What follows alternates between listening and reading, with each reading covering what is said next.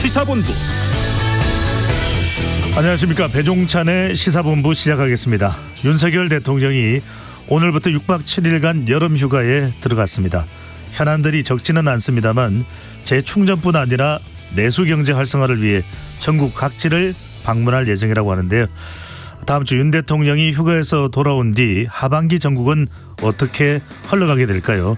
보수의 품격 시간에서 윤여준 전 장관과 함께 정치권 현안을 살펴보겠습니다.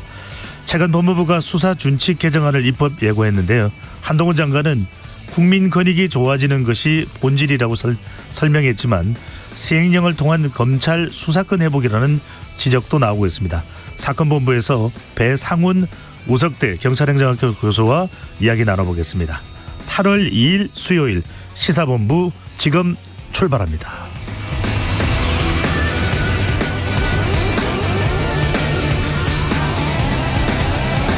1부 마지막에 듣는 노래 디저트송 신청도 기다립니다.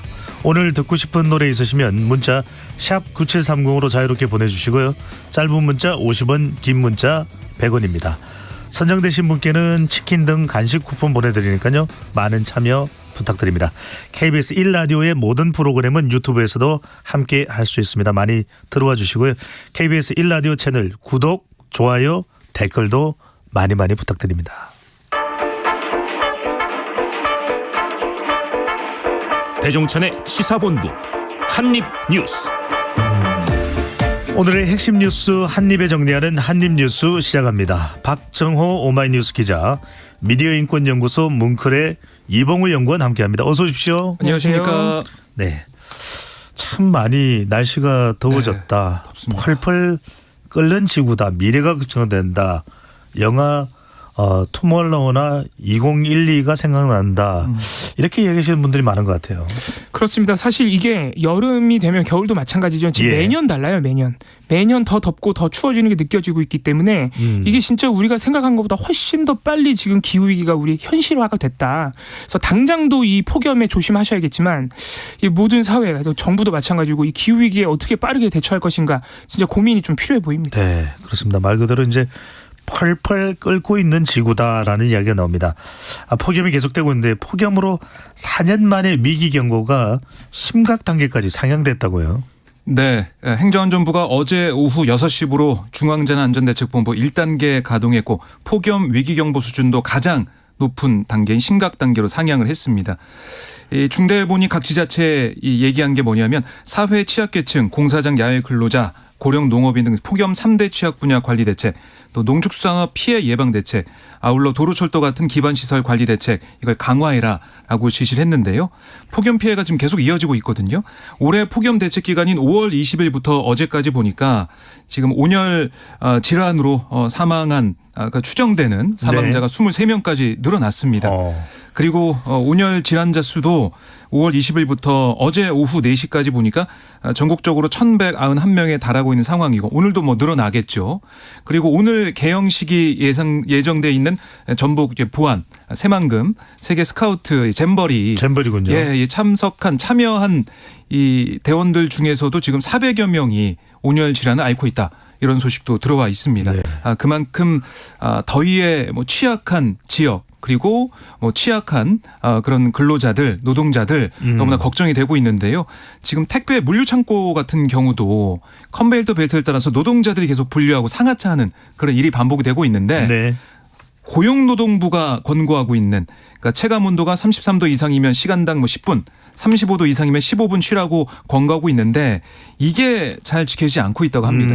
그래서 쿠팡 물류센터 지회에서는 어제 하루 파업도 했었고 네. 오늘도 여기에 대한 시위를 이어간다고 하는데요. 택배 물류센터나 쇼핑몰 주차장 그리고 이제 어르신들이 많이 좀 일을 하게 되는 이 밭에서 비닐하우스에서 일하고 계시는 그런 부분들이 있는데 이것도 좀 날씨에 따라서 잘 조절 좀 해야겠다 이런 생각이 듭니다. 그렇습니다. 지금 택배 현장도 빨리 좀 잘 살펴야 될 것 같고요. 실제로 이 택배 가로사 이야기는 지지난해부터 계속 이야기를 했던 부분입니다.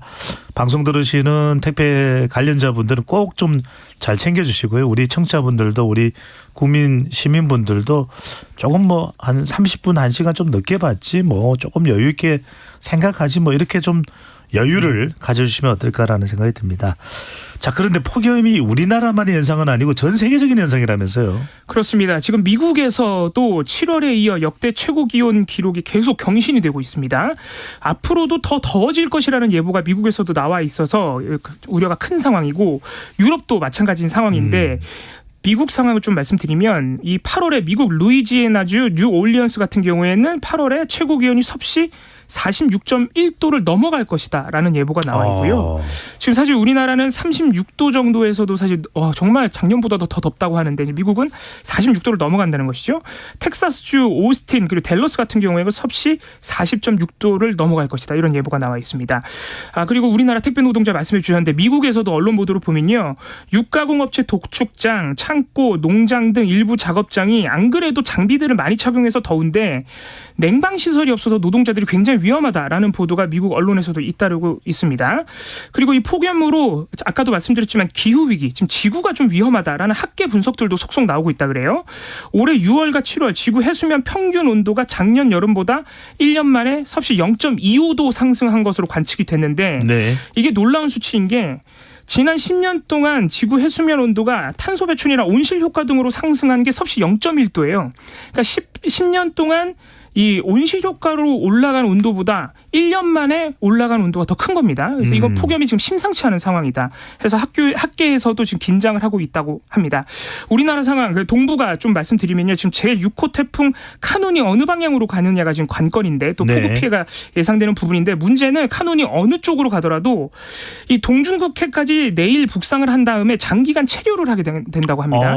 근데 태풍이 장기간 체류를 하면은 빠르게 약해지기는 하는데 워낙 고온다습한 공기를 머금고 있어서 한국을 포함한 동북아 지역에 엄청난 폭염을 몰고 올 가능성이 있다. 그래서 한국도 8월 11일까지 최고 체감온도가 35도에 달하는 폭염이 당분간 이어진다. 이런 예보가 나와 있습니다. 그런 또 태풍으로 인한 추가적인 또 기온 상승도 있을 수 있다는 거 철저하게 달제비해 주셔야 될 것 같고 거듭 말씀드립니다. KBS에서 계속 재난 안내를 드립니다만 논밭에 나가실 때는 혼자 나가시지 말고 반드시 동행하는 분이 계셔야 된다라는 거 안전을 위해서요. 꼭 또 유념해 주시면 좋겠습니다. 자, 서울시 교육청으로 가봅니다. 각종 민원 교권 보호를 위한 방안을 발표하고 있는데요. 조희연 서울시 교육감의 기자회견 내용 듣고 오겠습니다. 학교 분쟁조정위원회를 설치하는 문제에 대해서 진지하게 검토하고 있고 분쟁조정위원회를 만들어서 학교에서의 민원에 대해 화해 조정을 가능케 하는 방안을 진전시켜 보고자 합니다. 학교 민원 창구 일원화를 위한 교사 면담 사전 예약 시스템을 도입하겠습니다. 교사 면담 사전 예약 시스템과 병행해서 민원인 대기실을 설치해서 학교에 방문하는 민원인이 대기실에 머무르며 절차를 기다리도록 하겠습니다. 네, 교사 면담 사전 예약 시스템 이게 이제 골자로 보이는데 학부모의 민원을 어떻게든 좀 관리를 해보겠다 이런 취지로 봐야 될까요? 그렇습니다. 이제 1차적으로 그러니까 이 교사와의 어떤 면담을 원하는 그러니까 민원이 있다면 시스템에서 분류해서 교사에게 바로 전달되지 않도록 하겠다 이런 얘기를 하는 거고요. 교사와의 전화 통화 면담을 원하는 학부모는 서울 학교 안전 앱을 통해 예약을 해야 된다. 이 시스템을 9월부터 시범적으로 도입하겠다. 이렇게 얘기를 한 겁니다. 또 일반적인 민원은 챗봇을 활용해서 응대하겠다 이런 내용도 조희연 교육감이 밝혔는데 역시 학부모와 교사 간에 어떤 민원을 해결하고 논의하다 보면 이게 어떻게 보면은 양쪽의 감정적인 싸움으로 갈 수 있고 특히 학부모가 좀 감정적으로 교사한테 얘기를 하고 또 어떤 의견을 얘기하다 보면 이게 교사들 입장에서는 정말 큰 압박감으로 다가오기 때문에 그걸 좀 줄이는 차원의 대책을 내놨다라는 거고요. 또 하나는 이제 반응이 어떻게 나올지는 좀 더 지켜보기는 해야겠네요. 네, 시범적인 사업을 해보겠다는 거고 또 하나는 악성 민원에 대비해서 학교에서 쓰던 업무용 전화기를 녹음이 가능한 제품으로 교체하겠다. 이런 내용도 들어있고 또 하나는 이번 달에 발표될 교육부의 학생 생활지도 법령 관련 고시안을 토대로 학생들의 생활 규정 예시를 담은 가이드라인도 만들어서 학교에 배포를 하겠다 이렇게 강조를 했습니다. 그리고 또 하나 이제 소송 지원 강화 얘기도 있는데 네, 궁금합니다. 네, 교육청이 이제 교원의 공적 보험, 서울시 교육청 교원 안심공제 소송 지원을 강화하기로 했는데 절차는 좀 간소하고 지원 범위를 확대하겠다. 그러니까 이 교권 침해 피해를 본 교원으로 인정받았을 때 소송비를 지원하던 것을 교육 활동으로 소송 중인 교원으로 확대하는 내용을 담고 있습니다. 그리고 내년부터는 교사들이 아동학대로 신고된 경우에는 좀 수사 단계부터 교육청에서 변호인 선임비를 지원하고 교사에게 일부 과실이 있더라도 일정 부분 지원이 이뤄질 수 있도록 하겠다라는 게 서울시 교육청의 오늘 대책인데요. 네. 시범 사업이 어떻게 되고 평가될지 모르겠지만 아마 서울시 교육청을 포함해서 전국적으로 이런 교권 보호를 위한 이런 대책들, 그러니까 교육청 차원에서 할 수 있는 것들은 계속 발표가 될 것으로 보입니다. 조영 교육감의 발표 내용 중에 학생 인권 조례의 개정 내용이 포함된 건 아닌 거죠. 네, 그 내용은 명시적으로 없었고요. 그다음에 교육부가 이제 학생 생활지도 법령 관련 고시안 이거를 내놓으면 거기에 맞춰가지고 학생들이 어떻게 생활하면 되는지 그런 규정을 가이드라인 만든다고 하니까요. 네. 그 내용도 좀 지켜보면 학생 인권 조례의 어떤 보완 내용이 이 가이드라인에 담길지 이걸 확인할 수 있을 것 같습니다. 네. 자, 정부도 윤석열 대통령의 지시에 따라서 교권 확립 고시입니다. 고시를 2학기에 이게 법과 관련된 어떤 시행과 관련된 것을 알리는 것을 고시라고 하죠. 2학기에 적용하기 위해 절차를 서두르고 있다면서요. 그렇습니다. 이게 방금 박정우 기자 말씀하신 그 고시입니다. 네. 사실 이 학교 현장에서 교권 침해 사례가 많다는 게 굉장히 오래된 문제였기 때문에 교육부가 지난해 12월 그리고 올해 6월에 이 초중등 교육법과 시행령을 개정해서 교사에게 생활지도 권한이 있다라고 명시를 해놨습니다. 지금 법에 교사가 생활지도를 할 수 있다는 권한은 명시가 돼 있는데 그 생활지도를 어디까지 어떻게 하면 되는지 그 범위와 방식이 공백으로 남아있는 상태였어요. 구체적인 게 안 들어가 내용이. 있네요. 그렇습니다. 권한만 명시가 돼 있는 거예요. 그래서 그 공백을 이 고시로 제정을 해야 되는 상황이었는데 사실 교육부의 지금까지의 일정에 따르면 의견 수렴과 같은 모든 절차를 거쳐서 올해 12월에 고시를 확정해 발표하겠다라는 계획이었는데 어제 저희가 전해드렸다시피 윤석열 대통령이 이 교권 확립 고시를 2학기 중에 시행하라라고 지시를 했습니다. 이에 따라서 교육부는 절차를 대폭 간소화해서 2학기에 적용할 수 있도록 이번 달 안에 그러니까 내야 되는 겁니다. 서둘러야 되네요. 그렇습니다. 그래서 사실 이 행정 예고 기간 같은 경우에 20일로 돼 있는데 이게 특수하게 필요한 긴급한 상황에서는 10일까지 단축을 할 수 있도록 법에 돼 있어요. 그래서 지금 교육부가 이 행정 예고 기간을 10일로 단축하고 그 기간 동안 동시에 관계기관 협의 의견 수렴을 좀 해보겠다. 그래서 8월 안으로 고시를 확정하겠다고 밝혔고요. 이 고시가 확정되면 이제 시도교육청에 배포가 되고 각 학교로 바로 이 현장에 배포가 됩니다. 그래서 네. 교사가 어느 정도까지 훈육을 하고 지도를 하는 것은 아동학대가 아닙니다. 그러니까 쉽게 말해서 정당한 교육활동입니다라고 구체적으로 명시를 해주는 부분이기 때문에 이게 일단은 아주 근본적인 차원의 해결은 아닐지라도 학부모들의 민원이나 어떤 갈등 상황을 조금 중재하는 장치가 되지 않겠느냐 좀 기대감도 있는 상황입니다. 네. 서둘러야 될 필요도 있지만 더 중요한 것은 제대로 하는 것이 그렇습니다. 또 이때만 반짝 덜 끌었다가 멈추는 것이 아니라 꾸준히 우리가 관심을 가지는 것이 더 중요한 것 아닌가라는 생각이 듭니다. 더 꾸준히 관심을 가져야 되는 이슈가 또 하나 있습니다.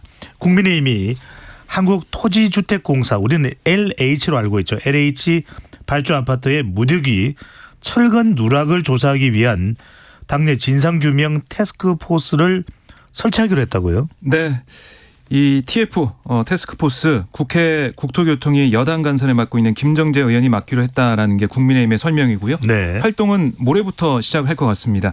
일단 정부로부터 상황을 보고받고 앞으로 어떻게 활동할 것인지는 계획이나 이런 것들을 선정을 해 나가면서 시작을 하겠다는 건데 국민들의 우려가 크기 때문에 정부의 감사 수사하는 별도로 진상규명 TF를 통해 아파트 부실 시공 사태의 전모를 파헤치겠다라는 게 오늘 윤재호 국민의힘 원내대표의 설명이었습니다. 또 하나 눈길을 끄는 부분이 어제 윤석열 대통령이 얘기했듯이 전 정부의 책임들, 그러니까 현 정부는 반카르텔 정부고 이게 지금 현 정부에서 설계 오류나 이런 것들은 없다. 그러니까 전 정부가 잘못한 부분이 있다라는 윤석열 대통령의 지적이 사실상 있었는데요. 거기에 대한 여당이 이제 보조 맞추는 모습도 볼 수가 있는데 전임 문재인 정부의 책임 소재도 규명하겠다 이런 의지도 윤재호 원내대표가 드러냈어요. 그러니까 필요하다면 지난 정부 국토부는 물론 대통령실 정책 결정권자에 대해서도 조사가 이루어져서 이 사태를 미연에 방지하지 못한 게 단순한 기강회의 때문인지 아니면은 좀 정책적 책임이 있는 건지 밝혀보겠다. 그러니까 지난 정부의 이런 문제점이 있는지 밝히는 것도 지금 현 정부의 당연한 책임이다라고 설명을 했습니다. 지난 정부에서 행정적으로 방치한 부분이 있으면 그 부분을 밝히겠다. 뭐 이런 이야기겠죠. 그렇습니다. 그래서 국정조사도 한다는 이야기인가요? 추진한다는 건가요? 우선은 국정조사 바로 추진할 것 같진 않아요. 오늘 윤 원내대표 얘기는 뭐냐면 국정조사를 준비하고 하려면 시간이 많이 걸리기 때문에 또 민주당과 합의해야 되는 부분이 있기 때문에 TF를 먼저 띄워서 사실관계를 정확히 규명을 하겠다. 정부와 함께 국민들이 걱정하는 부분을 좀 해소할 수 있는 방법을 찾아가겠다라는 게 오늘 여당의 입장이었고요. 국정조사는 뭐 민주당도 지금 반대하고 있는 상황이기 때문에 당장은 될 것 같지 않습니다. 그런데 네. 지금 민주당이 주장하는 게 서울 양평 고속도로 의혹 국정조사 추진이란 말이죠. 보고서도 지금 제출이 됐습니다. 그래서 양평고속도로 국정조사와 이 이른바 이제 부실시공 관련된 철근 누락 아파트 관련된 국정조사가 함께 추진될 수 있지 않을까 이런 생각도 들더라고요. 물론 아직까지는 여야 모두 다 반대하고 있는데 이런 가능성도 지금 보이는 상황입니다. 알겠습니다. 자, 이 아파트 철근 누락 등 이 LH의 부실 문제가 LH의 고질적인 정관 예우 때문이다. 어떤 말인가요? 어떤 내용인가요? 그렇습니다. 지금 말씀드렸다시피 사실 정부 여당에서는 이 부실시공 특히 이 철근 누락 문제가 문재인 정부의 이 이권 카르텔 때문이라고 얘기하면서 사실 어제 여당 같은 경우에는 김현미 전 장관과 같이 전 정부 인사들 이름까지 사실 열거를 했었거든요. 네. 근데 사실 구체적으로 그 전 정부의 어떤 인사가 어떤 담합을 해서 부실시공이 나왔다는 사실 구체적인 근거를 제시한 상태는 아닙니다. 예를 들어서 LH에서 조사 결과 이 철근 누락이 발견됐다는 부분도 설계 단계에서 계산 오류가 있었다. 현장에서의 숙련 부족 등이 있었다. 이런 원인으로 지목된 거였어요. 그런데 정치권과 언론에서 공통적으로 좀 근본적 차원으로 지목하는 게 바로 이 LH 전관 예우 문제입니다. 그러니까 이 전관들이 재취업한 회사들, 설계회사, 감리회사 이런 회사들에게 LH가 발주를 줘버리면서 이게 특혜 발주가 돼버리니까 기술 경쟁이 일어나지 않고 오히려 로비로만 특혜 발주가 이루어지지 않느냐. 그래서 계산 오류와 숙련 부족이 반복해서 벌어지고 있다. 이런 지적인데요. 어제 민주당 김두관 의원실에 따르면 이 LH에서 근무한 2급 이상의 퇴직자가 최근 5년간 재취업한 용역업체 중 LH와 계약이 이루어진 업체가 9곳이었고요. 이 업체들이 LH와 2019년부터 올해까지 계약한 설계 감리 건수가 203건, 규모는 2,319억 원에 달한다고 합니다.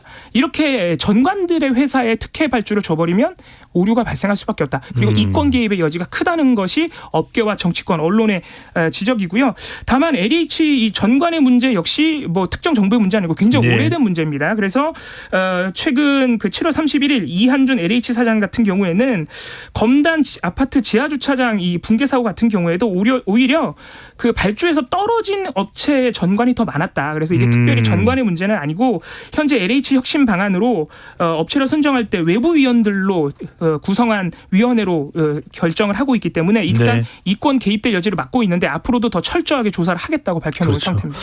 어쨌거나 뭐 정관이 있어서는 안 될 일이고요. 자, 교통정보 듣고 오겠습니다. 임초희 리포트 나와주세요. 네, 이 시각 교통정보입니다. 요즘 폭염 속 고장난 차 발생이 잦습니다. 올림픽대로 잠실 쪽 노량진 수산시장에서 영동대교 사이 주춤하고요. 반포대교 지나서는 3차로에 고장난 차가 있습니다. 잘 살펴서 지나시기 바랍니다. 반대 공항 방향은 성수대교에서 반포대교 쪽으로 어렵고요. 더 가서 개화나들목 2차로에서는 추돌 사고가 나면서 가양대교부터 정체가 되고 있습니다.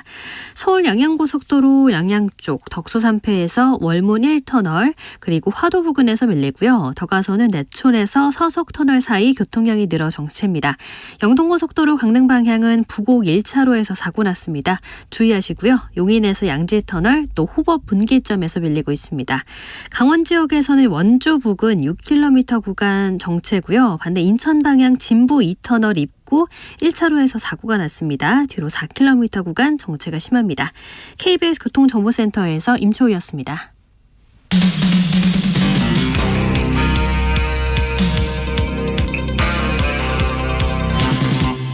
배종찬의 시사본부. 박정호 기자, 이봉호 연구원과 함께하는 한입뉴스 이어가겠습니다. 이번에는 민주당 혁신위원회로 가봅니다. 혁신위원회로 가봅니다. 김은경 민주당 혁신위원장의 노인 폄하 관련 발언이 일파만파 파장이 커지고 있는데요. 박강원 원내대표가 수습에 나섰습니다. 발언 듣고 오겠습니다. 김은경 혁신위원장이 노인 관련 발언에 대해 사과의 뜻을 밝혔습니다. 더불어민주당의 모든 구성원은 모든 국민의 말씀을 겸허하게 경청하고 배려하는 자세로 대할 것입니다. 그리고 모든 언행에 신중하고 유의하겠다는 말씀을 드립니다. 박홍 원내대표가 김 혁신위원장을 대신해서 사과의 뜻을 전달했는데 김 위원장이 직접 했더라면 더 낫지 않았을까요?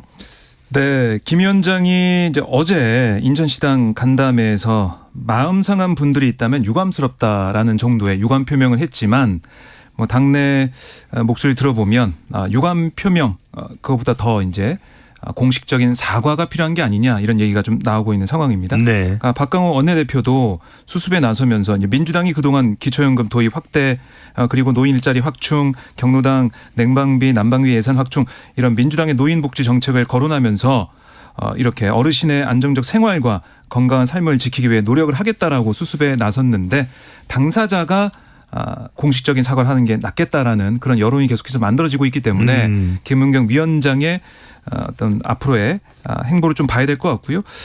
이게 이제 파장이 계속 이어지고 있을 수밖에 없는 게 오늘 뭐 대한노인회에서도 헌법에 보장된 참정권을 무시한 것이고 학대 행위다라면서 김은경 위원장과 이재명 대표 사과까지 요구를 했거든요. 그러니까 이게 딱 사과를 하면서 반성하는 모습이 없다면 이런 혼란, 논란은 계속 커질 수밖에 없지 않을까라는 생각이 들고 그러니까 이게 사실은 정치권에 들어오게 되면 모든 발언 한마디 한마디가 다 정치적인 의미를 가지고 있는 걸로 해석이 돼요. 그러니까 자신의 발언자의 그런 뭐 의중과 상관없이 네. 해석은 정치적 의미를 담아서 해석이 되고 파장이 커지기 때문에 거기에 대해서 신중하지 못했다. 그리고 이렇게 가다가는 혁신의 권위가 제대로 서겠느냐 이런 우려까지 당내에서 나오고 있습니다. 그렇군요. 그러다 보니 국민의힘에서는 김은경 혁신위원장에 대한 비판의 강도를 더 높이고 있어요. 그렇습니다. 어제 이어서 이제 오늘도 강하게 비판하고 있는데 그 노인 관련 발언에 대해서도 사실상 이 노인들에 대한 2차 가해 아니냐 뭐 이 정도까지 수위를 높이고 있지만 어제 김은경 위원장이 또 그 유감 표명을 한 자리에서 말한 다른 발언이 또 문제가 되고 있어요. 네. 지금 국민의힘에서는 그러니까 어제 김은경 위원장이 이런 얘기를 했습니다. 어제 금융감독원 부원장 시절 윤석열 밑에서 임기를 마친 게 치욕스러웠다라는 발언이 있었습니다. 그러니까 여기서 이제 윤석열 대통령이라고 대통령 칭호도 안 붙여준 부분에 대해서 국민의힘이 강하게 반발하고 있는 것이죠. 오늘 이 박대출 정책위 의장 같은 경우에도 노인 폄하 망언을 덮으려고 본색을 드러낸 것 아니냐. 공직자의 자질 부족을 자백한 것 같다. 대통령 밑에서 일하는 것을 치욕스럽게 생각하는 공직자가 무슨 도움이 되겠느냐. 이렇게 강하게 비판을 했고요. 대한민국의 헌법과 법에 따라 국민의 주권 행사로 선출된 대통령께 그리고 국민들에게 기본적인 예의를 갖추지 못했다라고 강하게 비판을 해서 이 김은경 위원장의 발언이 또 다른 파장으로 여야 간 공방으로 이어지고 있는 모양새라 야당 입장, 민주당 입장에서는 조금 더 곤혹스러운 상황이 될 것 같습니다. 그렇군요. 민주당이 상당히 좀 부담스러운 상황이 되고 있습니다. 자, 이번에는 후쿠시마 오염수 이야기 나눠보겠습니다. 후쿠시마 오염수 방류가 8월에는 이뤄질 것이라는 전망이 비등하게 나오고 있는 가운데 일본 언론에서 한미일 정상회담 이유가 될 것이다 이렇게 보도가 되고 있는데 그 시점이 한미일 정상회담 이유가 되는 이유는 뭘까요? 네, 아무래도 뭐 정치적인 관점에서 이 사안을 좀 바라보고 있는 게 아니냐 이렇게 분석할 수밖에 없는데요. 어제 요미우리 신문에 보도된 일본 외무성의 고위 당국자가 이렇게 얘기를 했습니다. 한국 야당이 이 문제로 윤석열 정부에 타격을 가하려고 하고 있다. 윤 대통령의 체면은 가능한 한 지켜주는 게 도리다. 그래서 이 한미일 정상회담까지 잘 진행되고 난 다음에 그 다음에 또다시 이제 뭐 새 정상이 모여서 좀 과학적으로 일본 이 오염수 방류가 안전하다 또 지지하는 이런 목소리를 낸 다음에 그러니까 정치적으로 국제적으로 지지하는 모습을 보여준 다음에 그 다음에 방류하는 게 맞는 게 아니냐. 결국에는 국제적인 정치까지 특히 한국 정치까지 한국의 상황까지 좀 보면서 일본이 판단하라 이렇게 얘기하고 있어서 글쎄요. 이게 사실은 일본 입장에서는 이게 안전하다라고 과학적이라고 얘기를 계속 해왔지만 지금 요미우리 신문에 보도된 일본 외무성의 당국자의 발언을 보면 정치적으로 이걸 좀 해석하려는 모습이 보이는 게 아니냐. 그런 또 반응이 나올 수 있겠네요. 네, 과학 법적 이거보다 정치적인 방류가 되고 있다. 이런 비판이 있을 수밖에 없는 거고요. 네. 특히 또 이제 어민들에 대한 설득, 일본 내부에서 어민들의 반대가 계속 이어지고 있기 때문에 이걸 또 기시다 내각이 어떻게 넘을 것이냐 이런 문제도 있어서 여름 방류에 대한 확고한 입장을 일본 내각이 좀 가지고 있지만 정치적으로 국제 정치적으로 또 국내 정치적으로 기시다 총리 지지율도 떨어지고 있기 때문에 이런 것들을 어떻게 판단하게 될지 좀 지켜봐야 되겠습니다. 네. 오염수 방류와 관련해서 춘천시에서는 오염수 방류 반대를 표명했다는 이유로 시의원이 징계를 받았다고요? 그렇습니다. 지금 한국에서도 이 문제가 정치적으로 비화되고 있는 양상이 좀 있는 것이죠. 네. 발단은 6월 14일 강원도 춘천시의회에서 진행됐던 기획행정위원회 행정사무감사인데요. 이 자리에서 더불어민주당 소속 나유경 시의원이 후쿠시마 오염수 방류 절대 안 됩니다라는 문구를 노트북 앞면에 이렇게 붙여놓고 감사를 진행을 했습니다. 그러자 국민의힘 소속의 김보건 기획행정위원장이 스티커를 제거해달라고 요구를 했는데 이 나유경 시의원이 이걸 거부한 거예요. 네. 그랬더니 이 국민의힘 소속 시의원 12명이 공동명의로 징계 요구서를 발의를 했고 그 징계 사유를 보니까 중앙정치의 정쟁을 시민의 삶이 논의되어야 할 지방의회까지 가져와서 무리를 빚었다. 이런 사유로 이제 징계를 요구를 한 것인데 7월 21일에 시의회 윤리특별위가 경고 처분을 내렸고요. 28일 시의회 본회의를 거쳐서 이게 확정이 됐습니다. 그래서 곧바로 이 나유경 시의원이 행정소송을 제기를 했는데 국가 현안 관련 문구를 부착해서 신상 발언을 통해 그걸 언급했다고 해서 시의회의 징계 사유가 될 수는 없다라고 항변을 했고 네. 실제로 시의회 윤리특별위원회 윤리심사자문위 같은 경우에도 이 징계가 확정되기 전에 이 나유경 의원의 행위는 유감스럽기는 하지만 그렇다고 해서 법적인 판단으로 볼 때 징계감은 아니다라고 윤리심사자문위까지 사실 자문을 했었는데 국민의힘 소속 시의원들이 징계를 좀 강행한 것 아니냐라고 지금 비판을 하고 있는 상황이고요.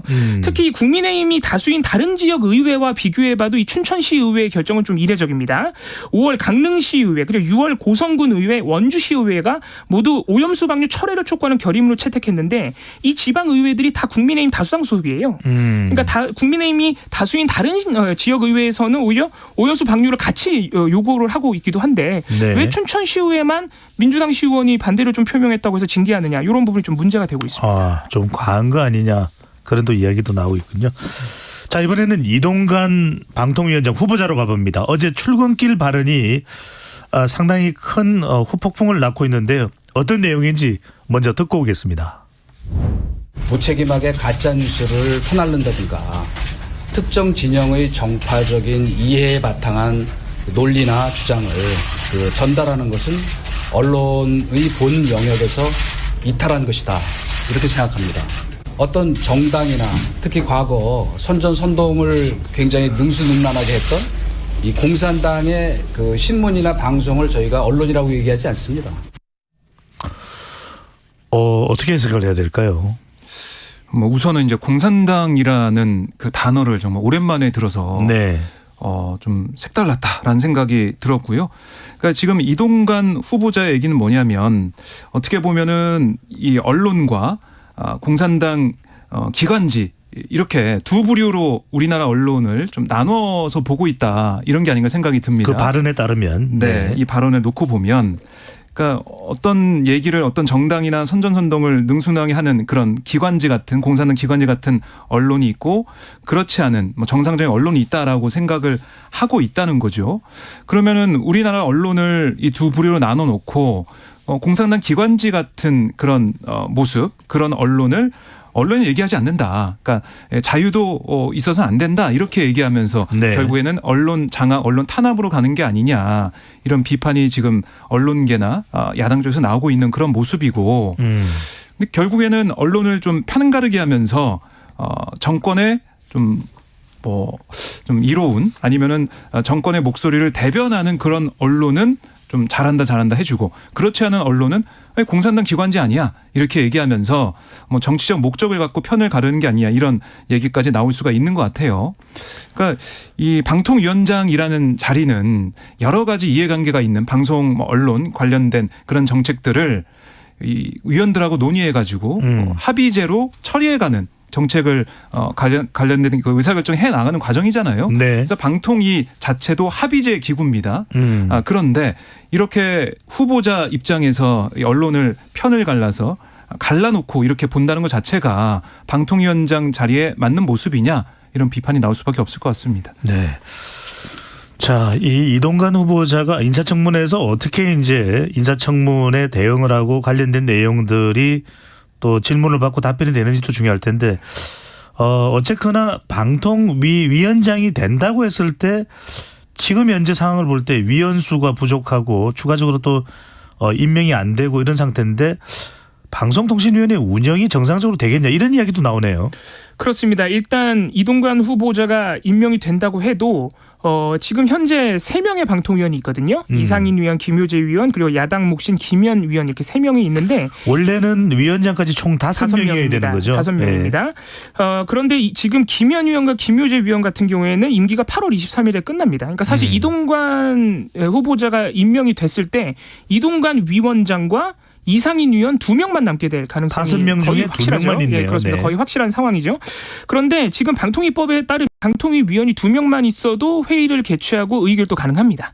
왜냐하면은 회의 개의 자체가 위원장의 단독 소집으로 가능하고요. 그리고 제적위원회 과반수 이상으로 의결이 가능하기 때문에 2명이 와서 2명이 다 동의를 하면 사실 제적위원 과반이 되는 거죠. 네. 그래서 2명인 상태에서도 운영은 가능한데 문제는 방통위는 말 그대로 합의제 기구이기 때문에 정부 여당 쪽 위원 2명이 모든 걸 의결하면 이 합의제 기구의 취지가 무색해집니다. 사실 그래서 3인 체제일 때도 이 김효재 위원과 이 이상인 위원, 그러니까 정부 여당 쪽 위원들이 뭐 KBS 수신료 분리징수라든가 KBS 이사 해임 제청안이라든가 뭐 MBC 실지검사 이런 좀 정치적으로 굉장히 민감하고 방송 탄압 논란이 있는 부분들을 굉장히 빠르게 처리할 때 야당과 그리고 언론계에서는 일방적 처리 아니냐 정치적으로 의결이 됐습니다. 그렇습니다. 그런 부분들이 굉장히 항의가 있었던 것이거든요. 그래서 2인 체제에서의 운영 도 걱정이 되는 부분인데 그래서 어제 이 민주당 조승래 의원 같은 경우에는 위원회 회의를 제적위원 3인 이상 출석을 해야 개의를 할 수 있도록 바꾸는 방통위법 개정안을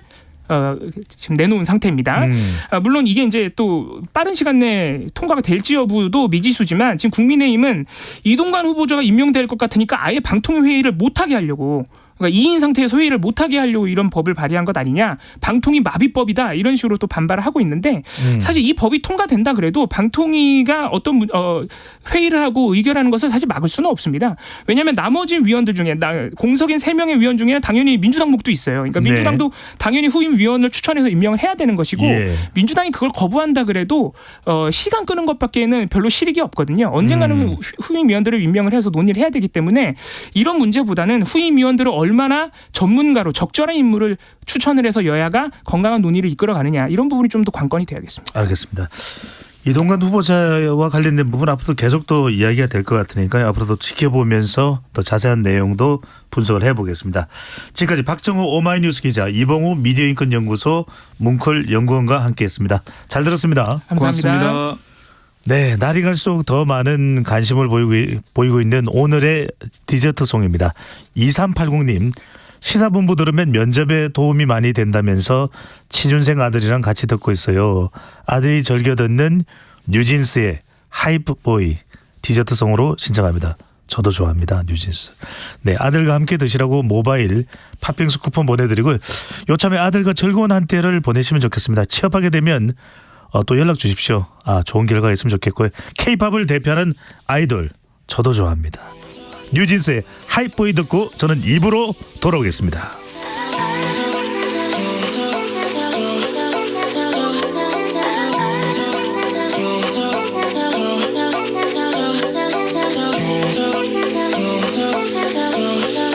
One, two, three, four. Baby, got me looking so crazy. 빠져버리는 daydream. Got me feeling you. 나 또 말해줄래? 누가 내게 뭐래도 남들과는 달라 넌. Maybe you could be the one. 날 믿어봐 but I'm not looking for just fun. Maybe I could be the one. Baby, 예민하던 난 lately. 너 없이는 매일매일이 yeah. 재미없어 어쩌지 I just want you call my phone right now I just wanna hear your line Cause I know what you like boy You're mine Can't make you like boy 내 지난 날들은 눈 뜨면 있는 cool High boy 너만 원해 High boy 내가 전해 And we can go high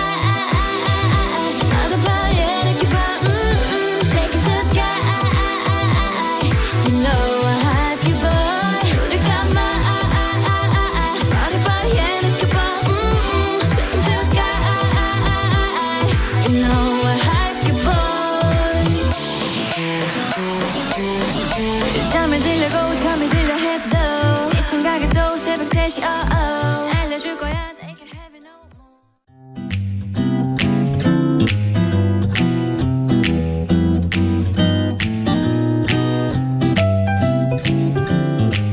안녕하세요. 바른말 고운말입니다. 이 시간에 어제는 한 해나 한 달 또는 하루를 거른다는 뜻을 가진 표현 해거리, 달거리, 날거리에 대해서 말씀드렸습니다. 이 중에서 날거리로라고 하면 하루씩 건너서라는 뜻인데요. 우리 고유어 부사인 하루 건너나 하루 걸러와 같은 의미입니다. 우리말 표현 중에 또 하루돌이라는 게 있습니다. 하루돌이는 하루, 그리고 도 밑에 리을 받침을 쓰는 돌, 마지막에 이를 쓰는 것으로 하루 걸러 한 번이라는 뜻의 명사입니다.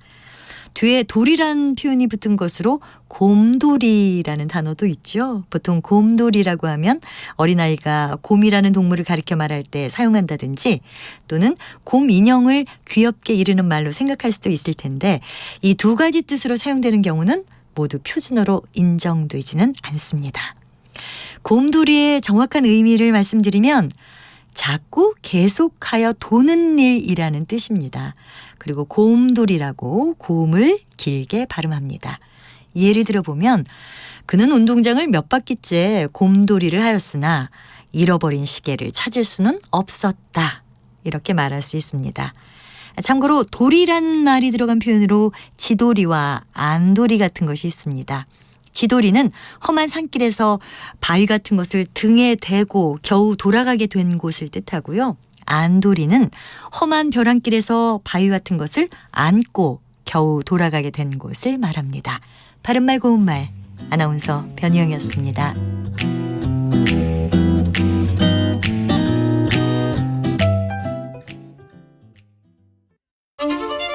토론은 치열해도 판단은 냉정하게.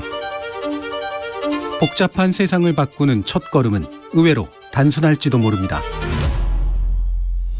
평일 저녁 7시 20분 당신을 바꾸는 질문.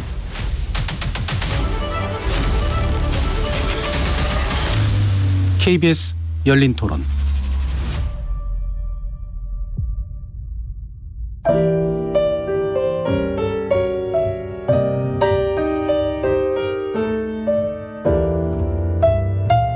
내일의 품격, 김성환의 시사야에서 챙겨가세요. 하루를 마무리하는 시간 꺼내보는 당신의 지식 창고. KBS 일라디오 김성환의 시사야. 평일 밤 10시 5분 여러분을 찾아갑니다.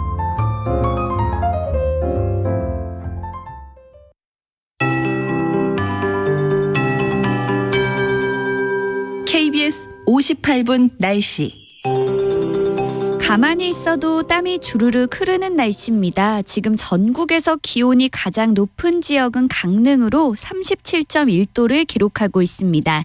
오늘 예상 낮 최고 기온이 대구와 광주, 전주는 36도, 서울, 대전 35도, 부산, 제주 34도 등으로 대부분 35도 안팎까지 오르겠습니다.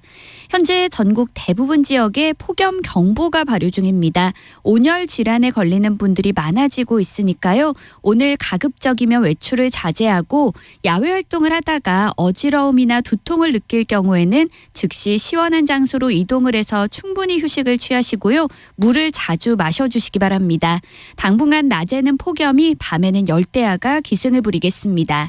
한편 오늘도 갑작스럽게 소나기가 쏟아지는 지역이 있겠습니다. 경기 남부 내륙과 강원 남부, 충청과 남부지방, 제주도 곳곳에 저녁까지 5에서 40mm 정도의 소나기가 오겠고요.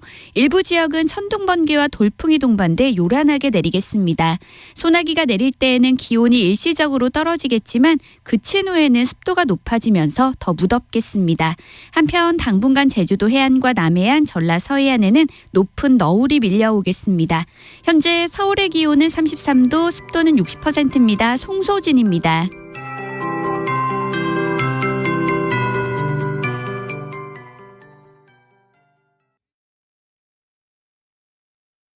정성을 다하는 국민의 방송 KBS가 한시를 알려드립니다.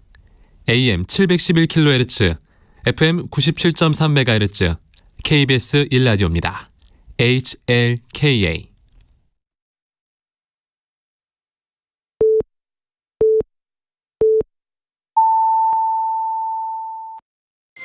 KBS 1라디오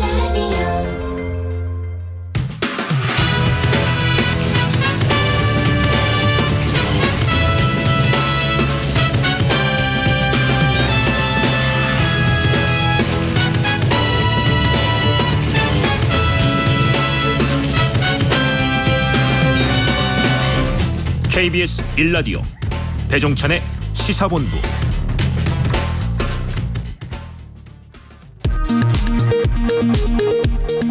이 시각 라디오 정보센터 뉴스입니다. 국민의힘 윤재욱 원내대표는 더불어민주당 김은경 혁신위원장과 양이원영 의원의 노인 폄하 발언 논란과 관련해 민주당이 노인비하 폐륜당이 되기로 결심했는지 노인비하 막말 퍼레이드가 연일 이어지고 있다고 비판했습니다. 더불어민주당은 이동관 방송통신위원장 후보자의 공산당 기관지 발언에 대해 언론에 대한 선전포고라고 규정한 뒤 방송장악위원장을 용납하지 않을 것이라며 인사청문회를 통한 철저한 검증을 예고했습니다. 경남은행에서 발행한 562억 원 규모의 프로젝트 파이낸싱 대출금 횡령 사건을 수사 중인 검찰이 경남은행 투자금융부 등에 대한 압수수색에 나섰습니다. 한국중등교장협의회는 심각한 교권 침해에 따른 교사들의 고통에 책임을 느낀다며 학부모의 악성 민원에 제대로 대응할 수 있는 제도가 필요하다고 밝혔습니다. 행정안전부는 일반 국민이 대피하고 일부 도로를 통제하는 민방위 훈련이 오는 23일 전국 대부분 지역에서 실시된다고 밝혔습니다. 공습을 가정한 전국민 대상 대피훈련은 6년 만입니다. 지금까지 라디오 정보센터 뉴스 정한나였습니다.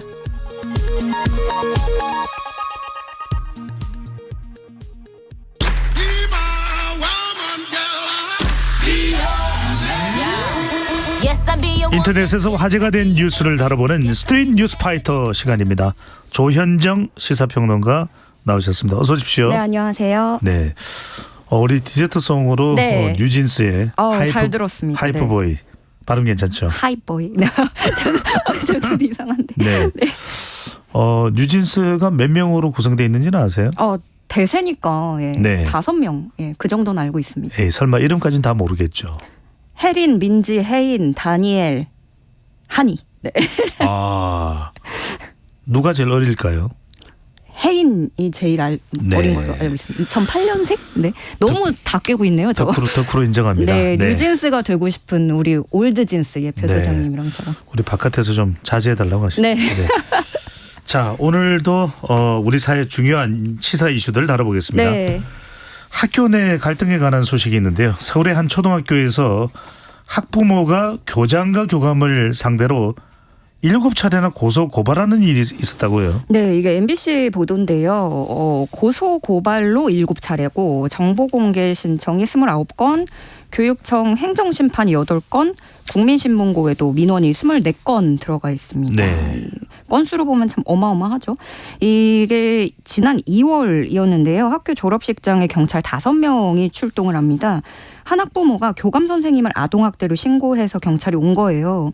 근데 이 부모는 왜 그랬느냐. 나흘 전에 있던 전교 부회장 선거가 발단이 된 건데요. A군이 당선됐습니다. 네.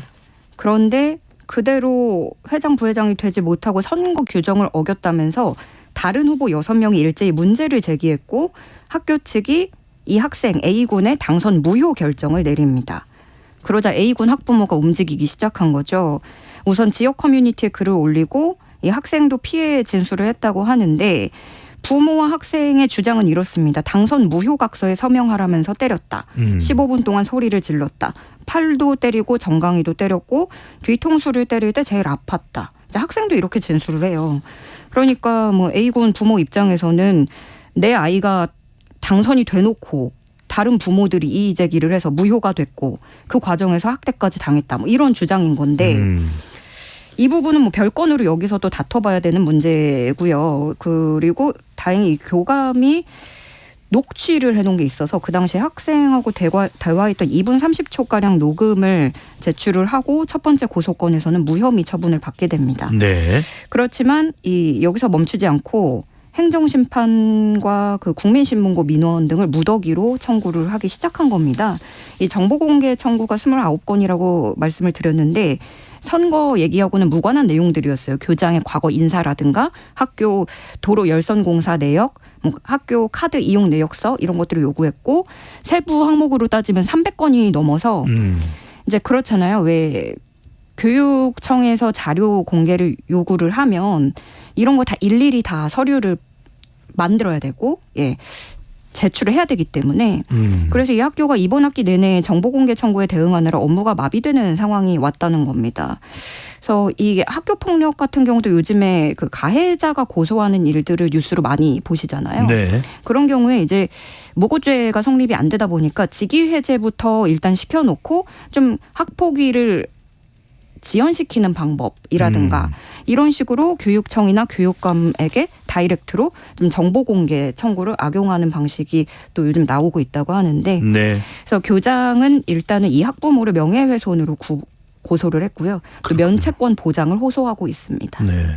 제가 보기에는 A군이 당선되었다가 결국 당선 무효가 됐다면 그 선거 규정을 어긴 내용이 무엇인가를 파악하는 것이 핵심일 것 같은데 네. 참 또 감정적으로도 번졌던 것 아닌가 이런 생각을 해봅니다. 스포츠 브랜드죠. 나이키에서 내놓은 리유저블 재사용이 가능한 쇼핑백이 큰 인기를 끌고 있다고 네. 하는데 이걸 리폼해서 그러니까 재수선을 해서 수십 배 비싸게 파는 사람들이 우죽순 생겨난다.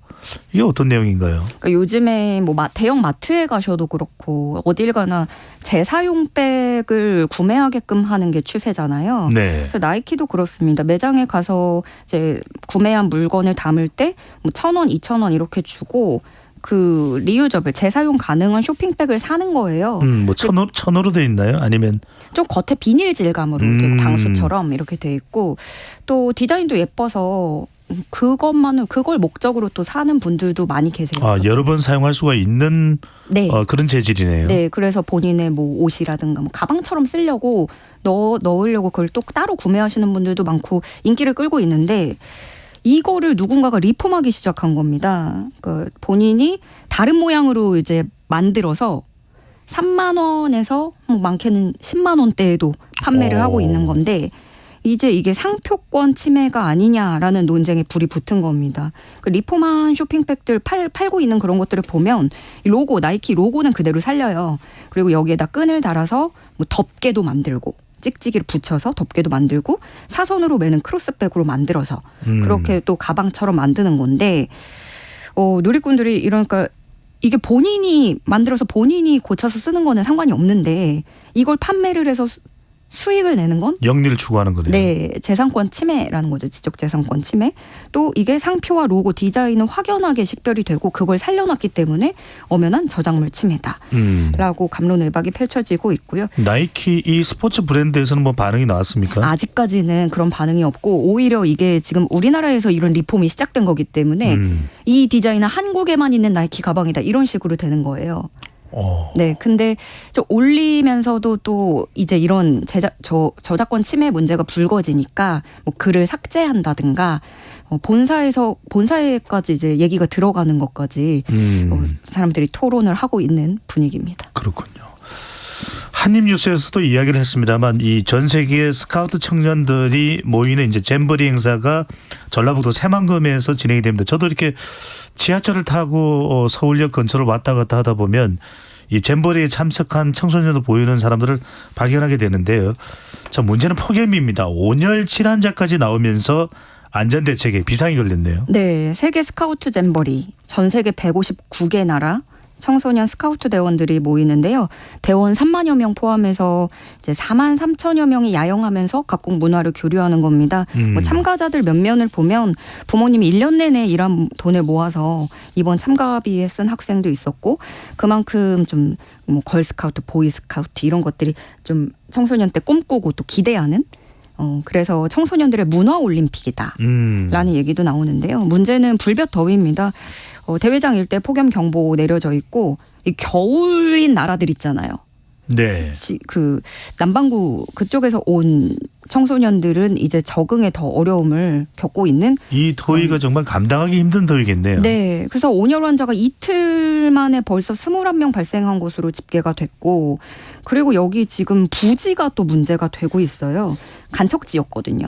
근데 간척지에 야영장을 만들면서 처음부터 조금 우려가 있었어요. 왜냐하면 텐트를 쳐야 되는데 물이 아직까지 안 빠진 거예요. 장마 때 왔던 물이 배수가 잘 안 되고 농경지로 조성된 땅이라서 이게 평평해서 배수가 잘 안 되니까 여기에 텐트를 치기엔 좀 무리가 있다라는 우려가 있었고 그래서 전북도와 조직위는 이 개막 한 달여를 앞두고 부랴부랴 외곽 배수로와 펌프장을 설치를 했고 그런 문제도 있고요. 그리고 또 이제 행사장 화장실도 문제가 되고 있는데 도저히 이제 들어가고 싶지 않을 정도라는 거예요. 청결 상태가.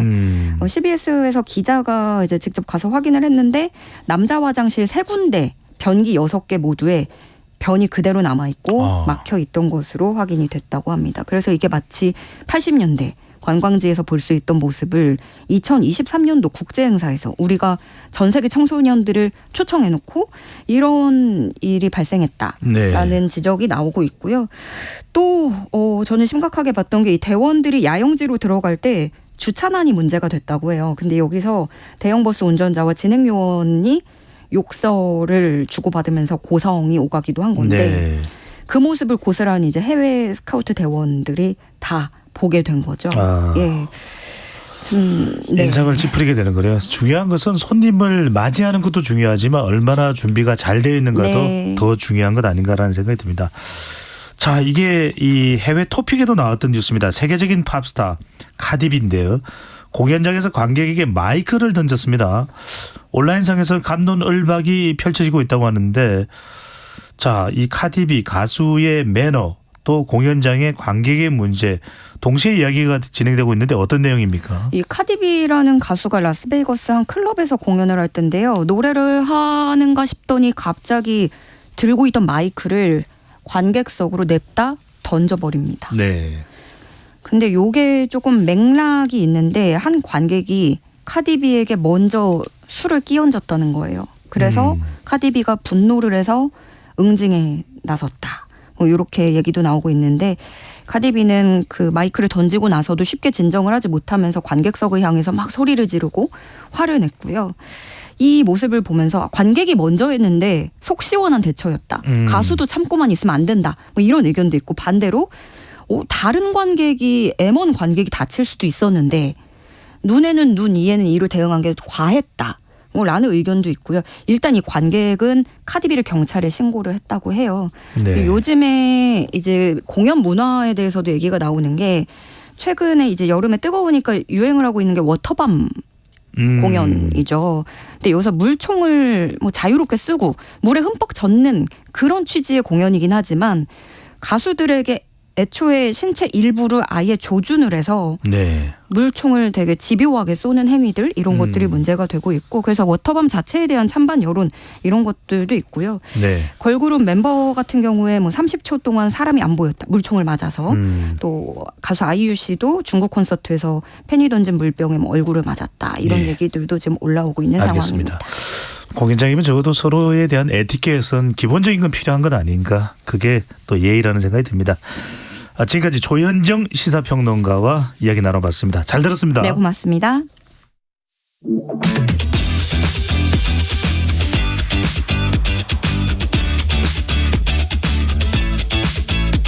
배종찬의 시사본부는 여러분과 함께합니다. 짧은 문자 50원, 긴 문자 100원이 드는 샵 9730. 라디오 어플 콩과 유튜브는 무료로 참여하실 수 있습니다.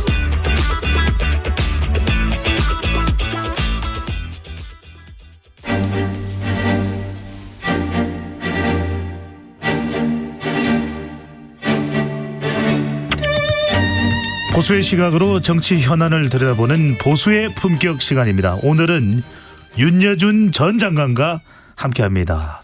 장관님 어서 오십시오. 네, 안녕하세요. 네. 아마 우리 청취자분들 뭐 오랜만에 또 라디오로 목소리 들으시는 분들도 계실 테고 유튜브로 들어오시면 또 직접 모습까지 보실 수 있는데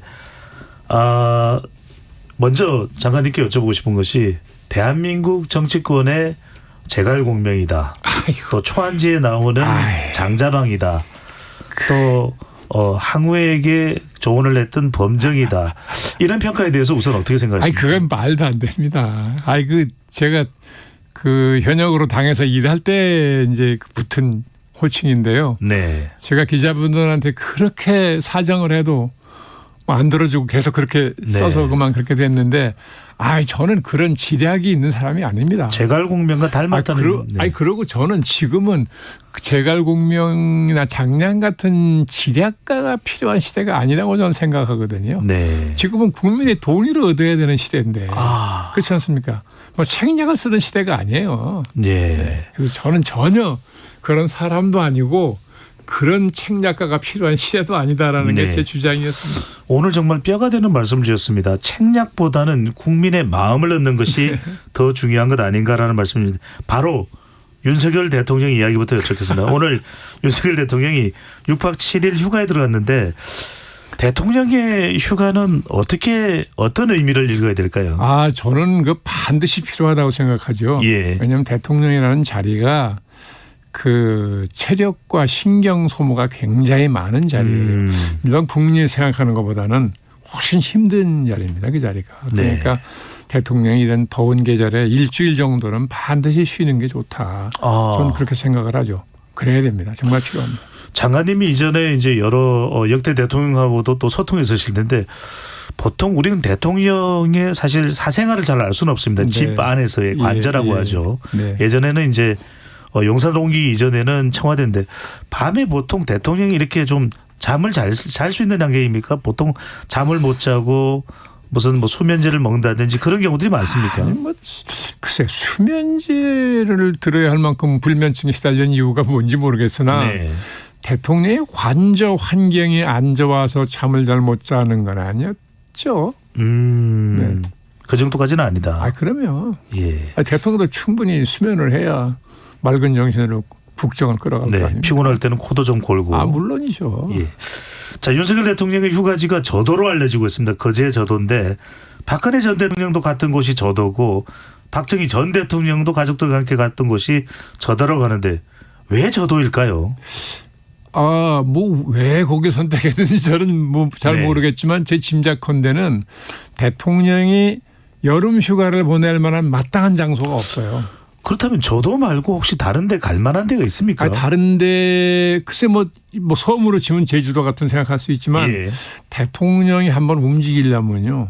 그 경호가 국민의 눈에 안 띄어서 그렇지 굉장히 어마어마합니다. 그래서 그런 거 저런 거 생각하면 전에는 청남대를 가셨었는데 거긴 이미 개방을 해버렸고. 그렇습니다. 그러니까 대통령이 여름 휴가를 간다면 그래도 옛날부터 역대 대통령들이 이용했던 저도가 제일 무난하지 않겠는가. 저는 그래서 선택했다고 보는 거죠. 여름 휴양지로는 또 저도만한 데도 없을 것이다. 저는 안 가봐서 모르겠지만 하여간 괜찮으니까 대통령들이 거기 선택했겠죠. 윤 장관님 정도면 저도는 갔다 오셨을 것 같은데. 아닙니다. 아니시군요. 네. 자, 최근에 윤석열 대통령의 국정 운영에 대한 평가 질문을 받으셨는지는 모르겠는데 자, 지지율이 한 30%대 높았을 때는 최근에 한 40% 초반에 가는 경우는 있습니다만 윤석열 대통령 국정 운영 우리 또 대한민국 정치 원로로서 또 어떻게 평가하십니까? 어떤 점수를 주실 수가 있고 어떤 부분을 좀 보완을 해야 될까요?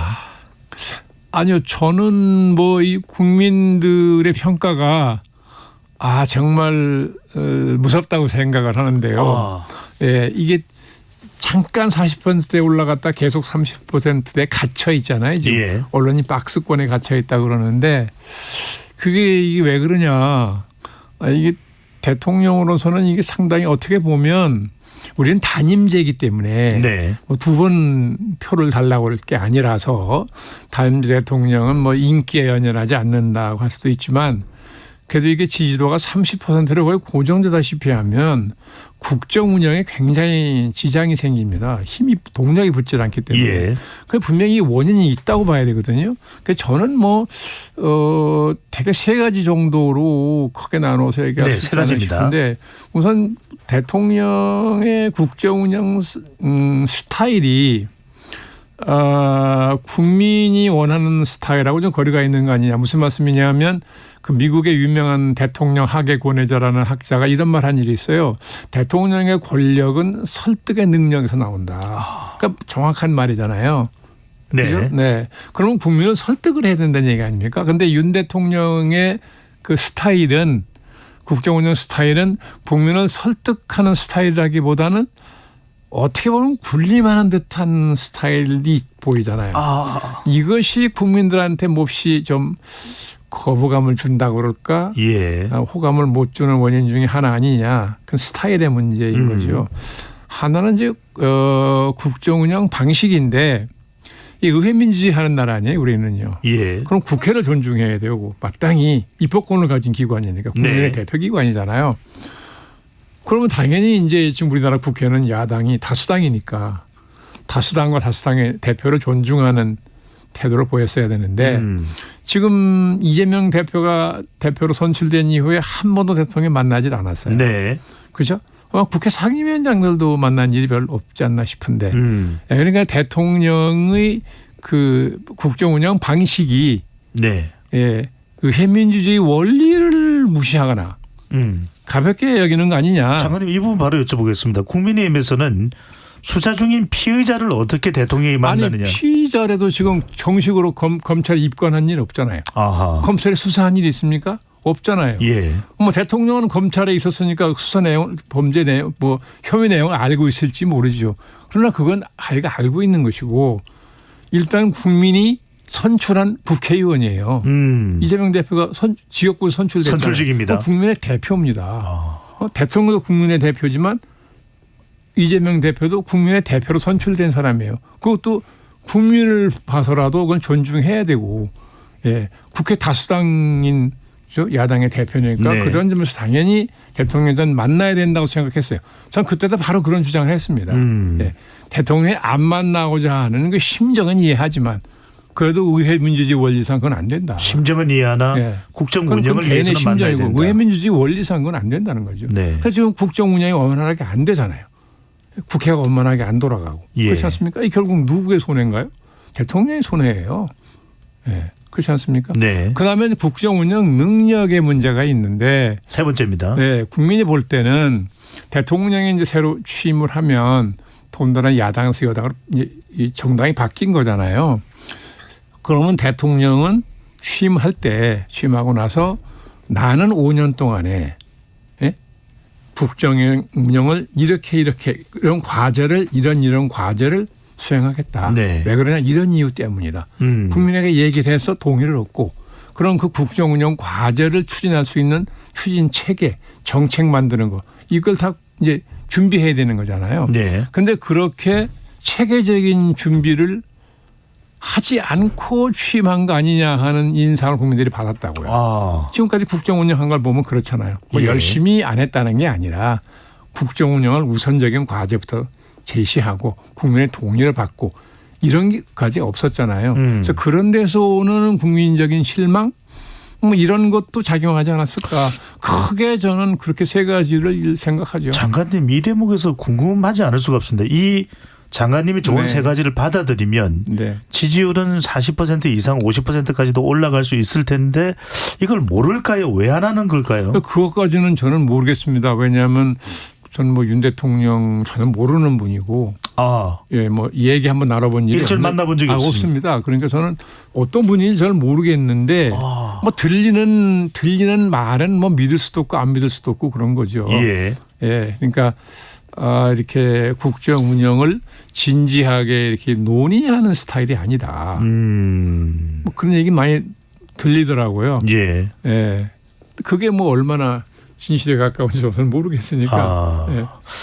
자, 몇 가지 현안도 여쭤보겠습니다. 지금 우리 국민들 사이에 또 큰 주제가 되고 있는 것이 정치권 주제가 되고 있는 것이 바로 서울 양평간 고속도로 관련된 부분인데 바로 지금 또 장관님께서 웃으시는데 환경부 장관도 역임하셨고요. 환경부 장관 역임하셨던 정부가 어느 정부였습니까? 김영삼 정부. 김영삼 정부였습니다. 상당히 개혁 조치를 많이 했던 것이 김영삼 정부였는데 자 서울 양평 고속도로 바로 양서면이냐 강상면이냐 대통령 배우자 일가의 땅과 관련된 뭐 이해 충돌 이야기도 나옵니다만 이 논란의 이 쟁점의 핵심은 무엇이고 어떻게 해결돼야 된다고 보십니까? 저는 뭐 그 전문성이 전혀 없으니까 어느 노선이 가장 합리적인지 판단할 능력은 없고요. 네. 다만 이게 이제 뭐 김건희 여사 친정 뭐 그 땅이 있다는 거잖아요. 예. 그러니까 이거는 저는 그렇다면 이게 노선을 그렇게 정할 때 이게 반드시 그 문제가 문제가 될 거라 불거질 거라고 예상 못했을 리가 없는데요.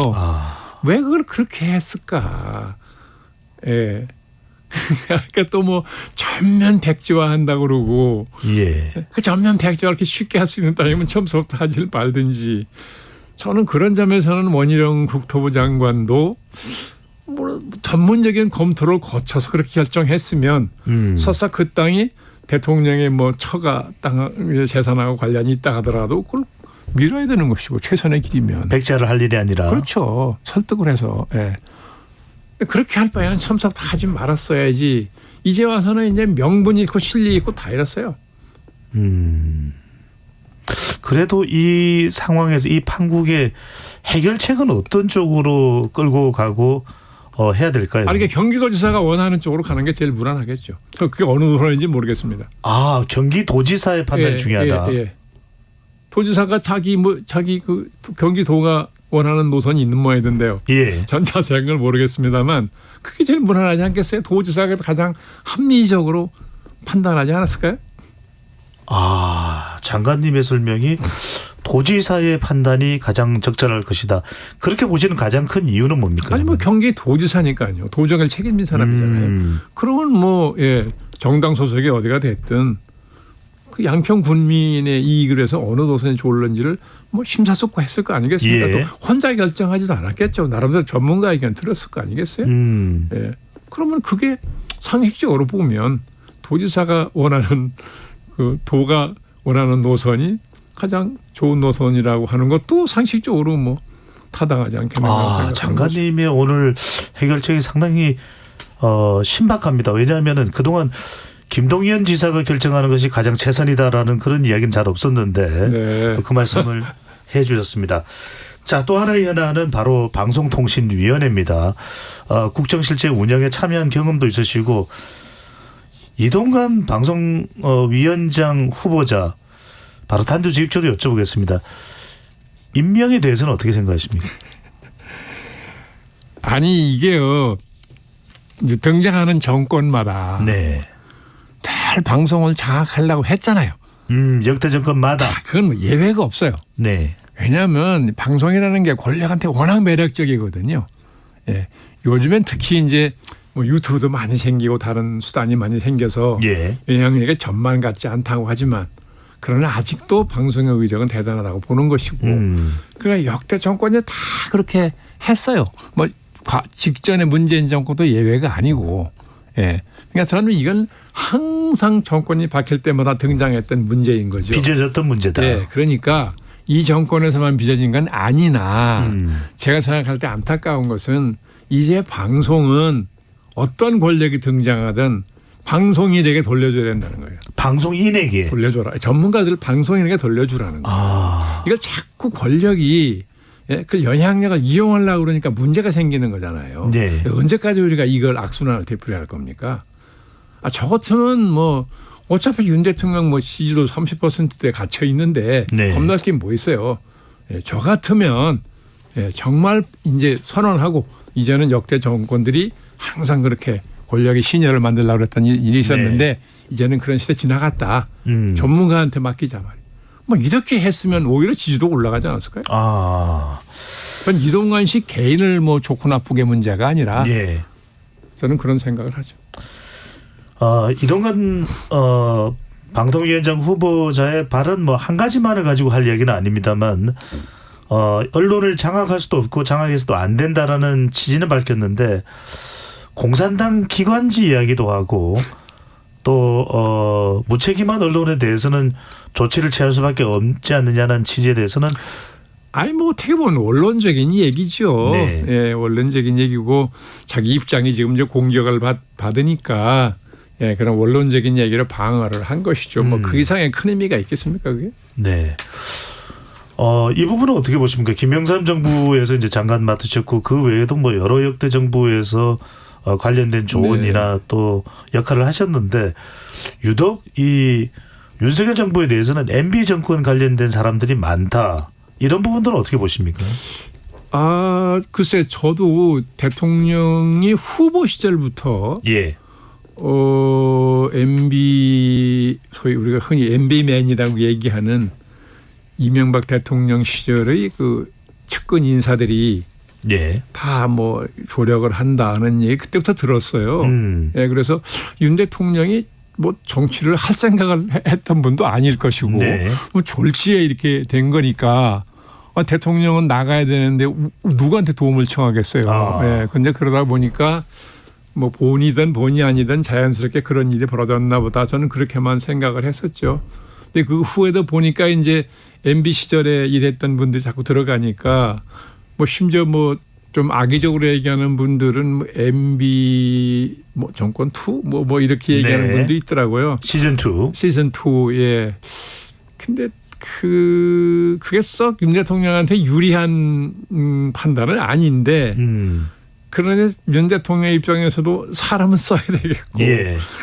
조금 검증된 사람이면 좀 좋겠고 뭐 그런 심리 때문에 그랬던 것 아닌가. 꼭 무슨 MB 때 사람은 써야 되겠다 뭐 이런 생각이라기보다는 네.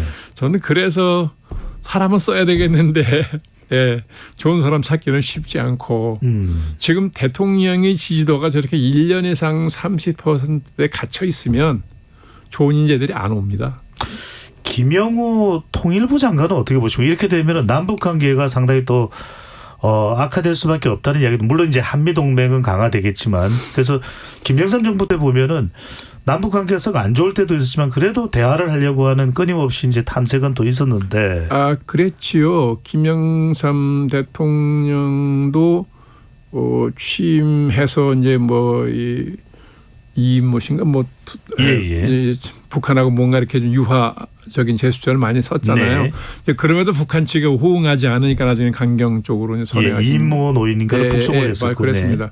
나중에 이제 강경 쪽으로 선회하신 걸로 기억이 되는데 윤 대통령은 처음서부터 그 태도랄까 입장을 선명하게 했던 거 아닙니까? 북한에 대해서 굉장히 과거 정권하고는 달리 문재인 정권 때 대북 정책에 대해서는 저도 굉장히 비판적인 생각하는 사람입니다만 네. 예, 일단 그 윤 대통령 판단은 제가 짐작컨대 대북 유화 정책을 통해서 한반도 평화를 유지한다는 건 환상이다라는 판단한 거 아닌가 싶어요. 예, 그래서 뭐 우리 군사력을 증강해서 대북 방위력을 늘리고 한미 동맹을 강화하고 대북 억지력을 강화하는 것이 현실적인 방법이지 뭐 유화적인 제스처 쓴다고 북한이 뭐 군사력을 침략 야욕을 벌이지 않을 거다라고 생각한다는 뜻 아니겠어요? 네. 그래서 저렇게 간다고 보는 거죠. 근데 저게 길게 봐서는 상당히 한반도 정세가 질서가 한번 크게 요동칠 가능성을 늘 배태하고 가는 거 아니냐. 안고 가는 거 아니냐. 안고 가는 거 아니냐 하는 그런 걱정은 있어요. 왜냐하면 북한이 저렇게 잠잠하게 있을 리가 만무하거든요. 근데 중국도 영향력이 있을 것이고. MB 정부 때도 연평도 포격이 있었습니다. 있었죠. 그래서 어떤 형태로든지 근데 이제 북한은 워싱턴하고의 관계에서는 가장 중요한 과제니까 부단히 미국하고 대화를 해요. 우리 눈에 안 띈다 하더라도 통미봉남의 형태로 계속 미국하고 북한은 비공식 채널로 대화를 합니다. 그러니까 미국하고 지금도 대화하고 있을 거라고 보는데 그러나 너무 윤 대통령이 이렇게 북한에 대해서 대결적인 것처럼 보이는 자세를 갖는 거는 조금 좀 신경을 쓸 필요가 있지 않을까 싶습니다. 네. 장관님 커덕 제가 궁금해서 여쭤보는데 윤석열 대통령하고 일절 관계나 연락이 없었습니까? 물론이죠. 그래도 윤석열 대통령, 윤여준 장관 네. 같은 집안은 아니신 거죠? 저 아저씨 뻘이에요. 학렬이. 아 오히려 윤석열 대통령이 아저씨 뻘입니까? 아저씨 뻘입니다. 아저씨라서 말을 못 하시는 겁니까? 아 무슨 말을 못 하는? 아니. 네. 예, 할 말 다 하죠. 네. 아니 아저씨는 아저씨라서. 아저씨는 인척 관계고 장관님이 오히려 밑에 학렬이니까 예. 연락을 윤석열 대통령이 안 했던 것인가? 그건 잘 모르겠습니다. 예, 뭐 그런 관계에 뭐 있겠습니까? 예. 역대 한국 정치권을 이야기할 때 언어의 마법사다. 굉장히 단어 선택에 있어서 윤여전만한 사람이 없다 이런 얘기했는데 윤석열 대통령은 최근에 이제 정책적인 대상, 좀 처리 대상. 이 척결 대상을 이야기할 때 이권 카르텔을 이야기합니다. 네.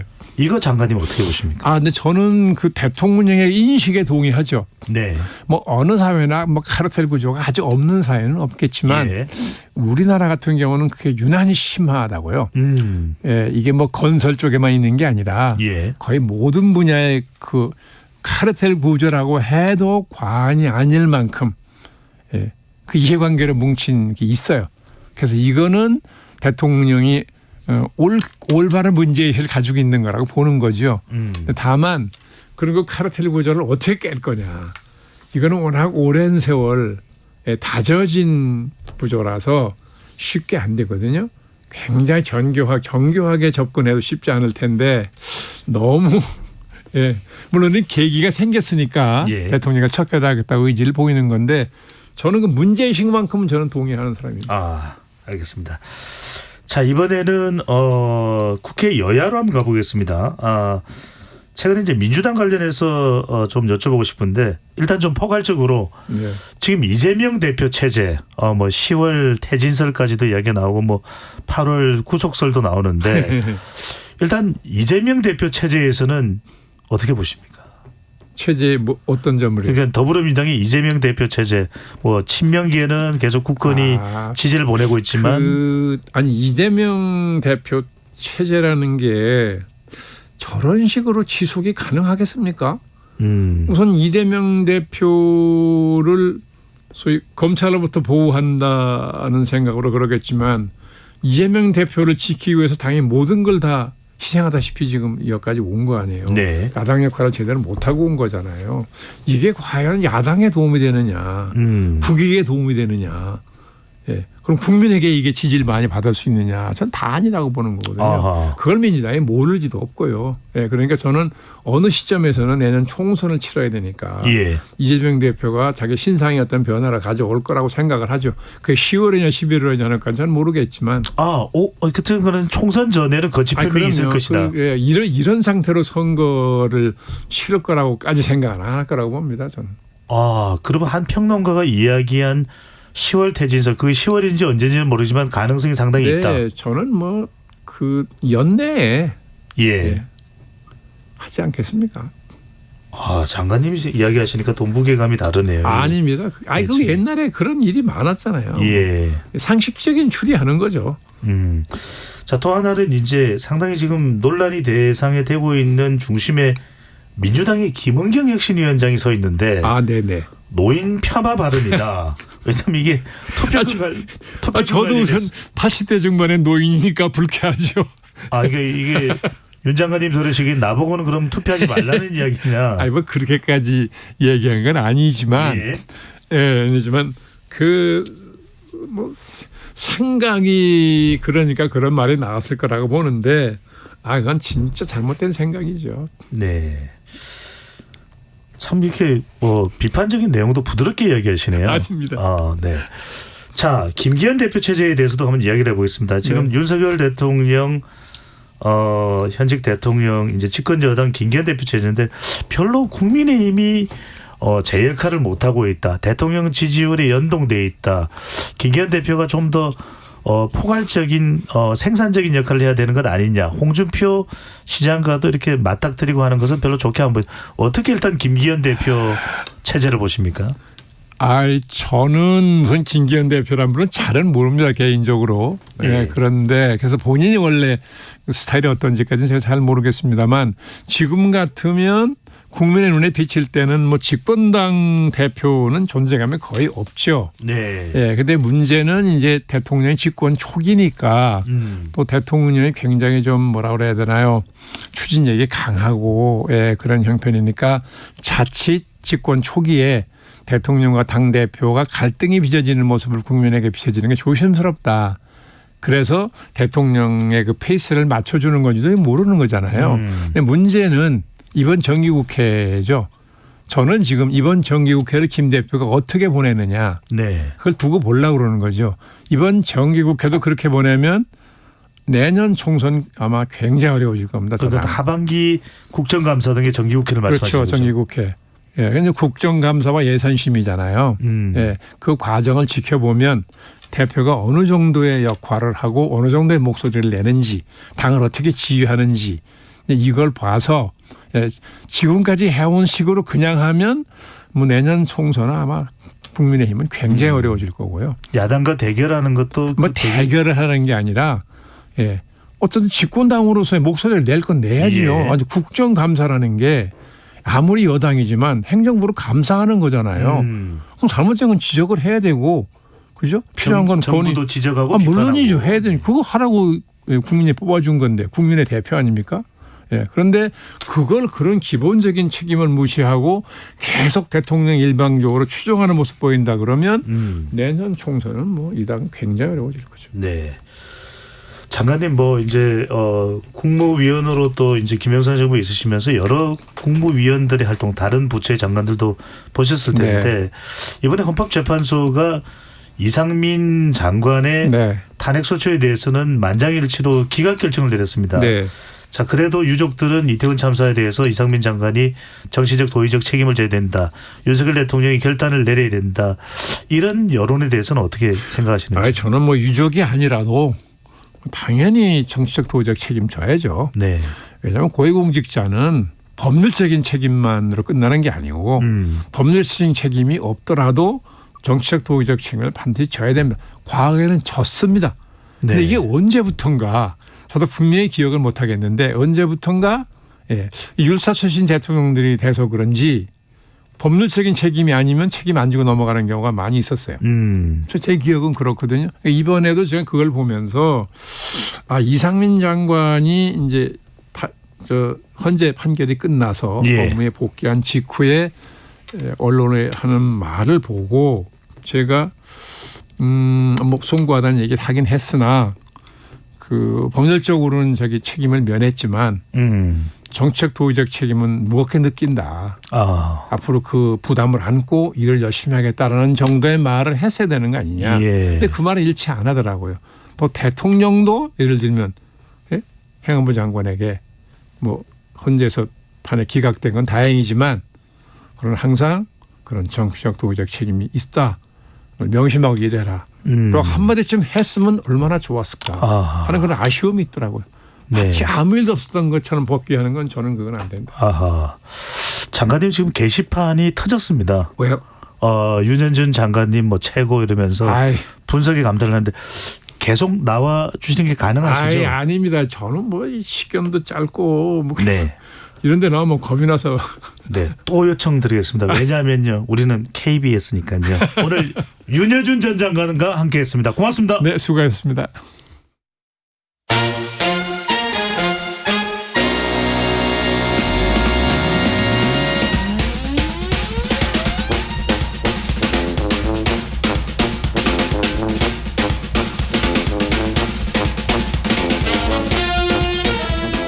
주간 사건 사고 소식을 알아보는 배상훈의 사건 본부 시간입니다.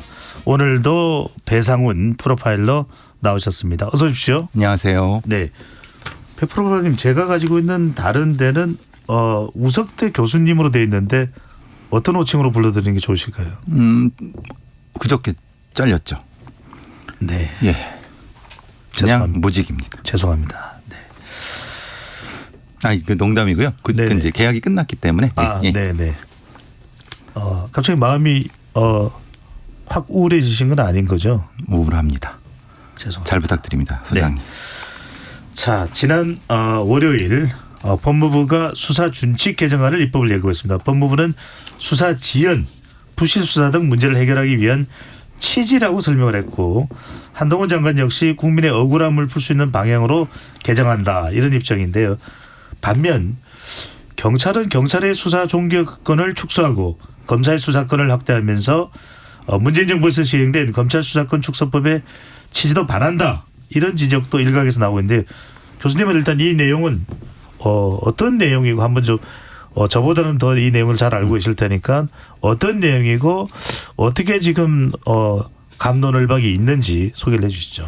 예, 한동훈 장관의 전체적인 총론적 평가는 뭐 틀리지 않습니다. 네. 지금 이제 일부지만은 경찰 수사에서는 지연 현상이라든가 사실 민원 현상이 벌어지고 있는 건 맞는 거고요. 수사가 빨리 안 돼서. 예. 그런 부분들은 분명히 이제 민원성도 그렇고 여러 가지 국민에 대한 서비스 차원에서는 해소돼야 될 부분이 맞는데 문제는 그것은 해법이 어떻게 과거로 돌아갈 것이냐. 그러니까 그걸 검수원복이라고 쓰든 뭐라고 쓰든 그러니까 이제 지난 정권에서 검수완박을 했는데 검수원복이라는 말을 뭐 전 쓰기 싫지만 어쨌든 있다고 치고 한동훈 장관은 다시 과거로 좀 돌려서 그것을 그렇게 하면서 지금의 문제를 해소하자라고 하는 거고 일부 경찰 쪽에서는 또는 뭐 여러 전문가들은 또 다양하게 나눠져 있지만은 그 부분은 사실은 원래 검수완박 즉 검찰 수사권 축소에 대한 입법 취지와는 좀 반하는 것이 아니냐. 그러니까 일종의 그 부분에 대한 불만이라든가 아니면 이견들이 존재하는 그러니까 조금 나눠져 있는 부분이 있습니다. 현상은 현상인데 그 현상을 어떻게 해결할 것인가에 대한 큰 두 가지 줄기가 있다고 보시면 됩니다. 해결에 있어서 이제 온도차가 있는 거네요. 예. 자, 조금 더 깊숙이 들어가 보겠습니다. 법무부가 어떤 부분을 이제 개정하려고 하는지 그 내용부터 한번 좀 짚어주신다면요. 대략적으로 크게 한 5가지를 보면요. 지금 그러니까 검찰이 경찰에서 송치된 부분에 대한 보완 수사 부분이 있는데요. 보완 수사는 여태까지 경찰이 전담하는 형태였었는데 경찰이 보완 수사를 직접 하는 거죠. 그러면은 이전에 나눴던 경찰은 수사하고 검찰은 기소한다고 원칙이 깨지는 것이 아니냐. 즉 검찰의 보완 수사가 있다고 하면 실제로 검찰이 수사와 기소를 다 갖는 그럼 과거랑 뭐가 다르냐. 이런 비판이 있는데 이렇게 바꾸려고 하는 첫 번째 부분인 거고요. 두 번째 같은 경우는 보완 수사에 대한 시기. 과거에는 그것이 일정이 불분명했는데 뭐 검사 요청 1개월, 경찰 이행 3개월 같이 시한을 설정한 부분이고 이건 아파와 연결된 겁니다. 네. 그다음에 법리 위반이나 공소시효 오류 같은 것에 한해서만 아주 제한적인 거에 한해서만 검찰이 경찰한테 가져오십시오라고 요구를 했었는데 이제는 그게 아니라 검사 요청이 이행되지 않았다고 아는 경우에 송치를 요구할 수 있는 겁니다. 그러니까 검사가 판단해 갖고 이행 안 했어? 가져오세요. 그럼 수사는 직접 하는 거잖아요. 그러니까 수사는 경찰 또 기소는 검찰로 이제 구분이 됐던 건데 크게 이게 이번 시행령을 통해서 검사의 수사권이 상당히 폭이 넓어진다 이렇게 보면 상당히 넓어지는 거죠. 네. 왜냐하면 이게 흔히 말하는 보완 수사, 송치 요구권 같은 거. 네. 또 하나는 이제 테러나 대형 참사, 연쇄살인 같은 것에 한해서 송치전 협의를 했는데 이제는 조직범죄 선거 사건 같은 경우도 그 송치전 협의에 포함하는 겁니다. 그러니까 좀 더 수사권이 확대되는 부분인 거고요. 검찰에. 그다음에 이게 사실은 핵심적인 부분인데요. 어떤 고소고발을 경찰은 반려할 수가 있었습니다. 조건이 안 맞는다고 했을 때. 그건 네. 뭐냐면 경찰의 일정 정도의 종결권 비슷한 것을 의미하는 거죠. 그런데 지금 여기서는 검찰, 경찰 모두한테 고소고발에 있어서의 수리 의무를 명시했습니다. 그러니까 함부로 반려할 수가 없는 거죠. 그럼 이런 무슨 문제가 생기냐면 경찰은 무조건 수리해서 수사를 해야 되면 그 수사한 걸 검찰로 넘기죠. 검찰은 어차피 이것을 어디로 다시 경찰로 돌려보낼 수 있기 때문에 수사의 하중은 경찰이 더 많아질 수 있다는 것이 일각의 비판이고 네. 지금 이 조치는 한동훈 장관의 조치는 어쨌든 의무를 명시하는 것이 중요하다라고 주장하는 겁니다. 예. 자, 아까 이제 이 관련된 설명을 하면서 배상원 프로파일러께서 그래도 수사가 좀 지연된다. 부실 수사 이런 거에 대해서는 상당히 이제 이 부분을 통해서 해결할 점도 있지 않겠느냐 이런 이야기도 하시긴 했습니다. 예. 해결이 되는 건가요? 그게 좀 논란이 있습니다. 왜냐하면 지금 한동훈 장관이 지금 이걸 가져오셨을 때 개정하셨을 때 구체적인 데이터가 좀 부실합니다. 그러니까 데이터 전문가시니까요. 네. 소장님께서는 어떤 부분에서 얼마만큼 부실하니까 그 대안이 어디냐라고 좀 더 그걸 얘기해 주셨으면 한동훈 장관이 설득력이 있는데 총론적으로 지금 사실 경찰 단계에서 수사가 부실하고 좀 밀려 있어. 이것의 문제는 사실 검경수사권 조정 때문이야 라고 단정을 내리고 다시 돌아가야 돼 라고 주장하시는 겁니다. 근데 그게 실제로 맞는지 그 대안이 그게 맞는지에 대한 의문이 든다는 거예요. 물론 해결책 중에 하나는 맞습니다. 근데 지금 한동훈 장관의 해결책으로 해결될 수 있느냐 아니냐는 아무도 모른다는 거예요. 왜냐하면 구체적인 데이터에 기반하지 않기 때문에. 100%파일럿께 이거 여쭤볼게요. 또 경찰 출신이신 거죠.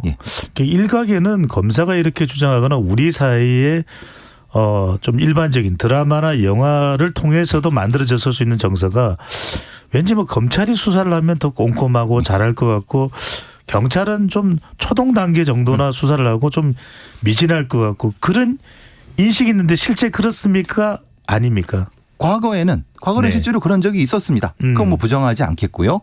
근데 적어도 그 이후에 많은 경찰의 노력을 해왔습니다. 네. 수사의 어떤 여러 가지 능력이라든가 아니면 시스템 같은 경찰도 고급 인력이 상당히 많아졌죠. 그럼요. 상당히 많고 경찰 출신부터 시작해서 고시 출신부터 시작해서 여러 가지 굉장히 다양한 전문가들을 채용을 해왔거든요. 네.